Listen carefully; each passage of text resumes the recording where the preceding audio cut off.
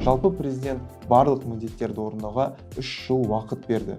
Күрделі тапсырмаларға басқа мерзімдер белгіленетін болды. Кешегі жолдау соңғы жылдардағы барлық саяси реформаларды біріктіретіні анық. Қазақстан эволюциялық дамуға жол ашты. Біздің айналамыздағы елдер геосаяси дауылға, ішкі қақтығыстарға ұшыраса да, біздің еліміз бәсекеге қабілеттілік пен халықтың әл-ауқатын арттыру үшін өзінің бейбіт стратегиясын жүзеге асыруда. Біз трендмейкерміз. Бізде орындалмайтын мақсаттар, армандар жоқ.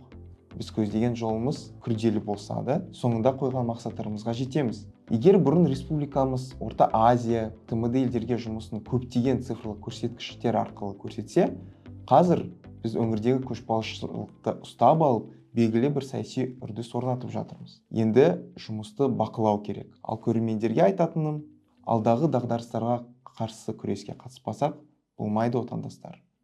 Қош болыңыз.